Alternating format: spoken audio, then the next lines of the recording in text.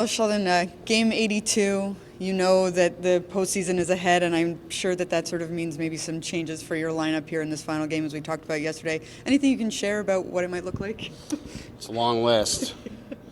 It's a long list. Like it'll be including Cotter who's suspended, and we'll have 10 guys out tonight. So it's an opportunity for lots of other guys to go and chance for us to give a guys. Here's our 4 games in 6 nights, and basically got kind of down the list, and anyone who's been piling up minutes while playing through different things that are minor but not worth putting them through it here today. So. The group that'll go today will be prepared to play hard and finish out our season. What is that like for a coach behind the bench when it is sort of like this mixed bag in a way? Like, how do you? Well, you know what? It's one of these things. I mean, they've been through it a little bit in previous seasons, but it's not. It's a different type of lineup, but it's not unlike what you've been through here since clinching the spot.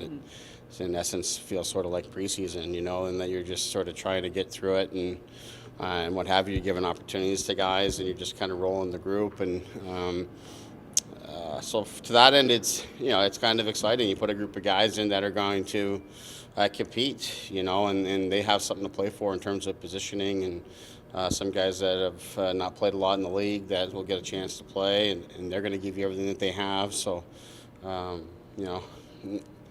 this time of year, you kind of like it as a coach to shake it up a little bit and give others an opportunity. And at the same time, we got some good work in. We were able to get on the ice and get a good practice session in this afternoon for guys who weren't playing, and makes it for a productive day for everybody. Is there anyone that you can share in particular that you're keeping out, or are you just sort of keeping that for? Well, it's Might be obvious. Heischer, Bratt, Nason, Meyer, Palat, Cotter suspended, Hughes, Pesci, Kovacevic, and Markstrom. I think that covers it. Is there any chance Dougie gets a game? Dougie is going to be in today, yeah. And what do you anticipate from Doug? I'm sure he's chomping at the bit here to get into a game. Yeah, he's worked hard. I'd say he's a little bit ahead of schedule. I think he was at 6 to 8 weeks was sort of the projected time period, and he's at the front end of that. So credit to him for the work that he's put in, and he's excited to go. We sort of had some conversations whether it was going to be last night or today, and gave him the extra day and saved him the flights and all these kinds of things. So he's excited today, and he'll pair up with Dylan and give them a chance to get some reps in together. What do you hope he brings to the team? He's played coming up towards 900 games, I think, in the league, and it's just need him to do what he's done. Scoring goals, part of that contributing offense. The D has not, other than Luke, really been able to get offense going. So a critical component to add another offensive player to your mix? Yeah, no doubt. I mean, it's definitely a big part of it. That's what he does. He moves the puck up from your end to the opposition's end and gets it to the net.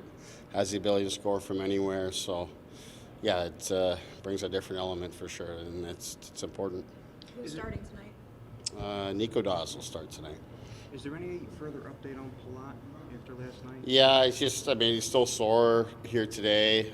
Didn't skate or anything, but had further tests and all have come back with good news. Just going to have to give him time for swelling and stuff to go down and work towards getting a skate on, but we're expecting it to be something that he can push through pretty quickly. And Seagan's always been skating. How's he handling that?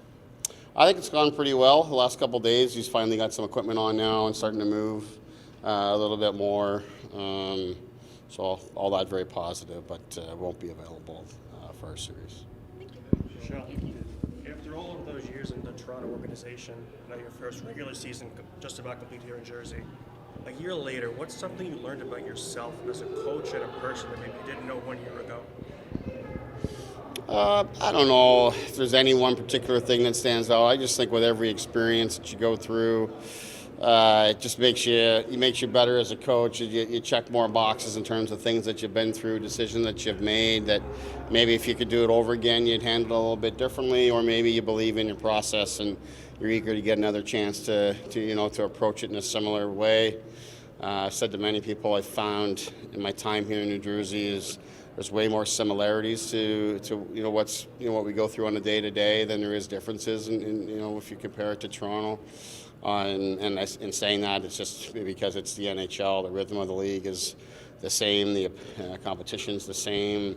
The players and the level of talent that you deal with, all those sort of things are the same. And I've really enjoyed it. And certainly, I believe I'm certainly a better coach now, having been through many of the experiences, really all the experiences that I've been through, from the American Hockey League through my time in the NHL, what I brought here to Jersey too. Thanks, Sheldon.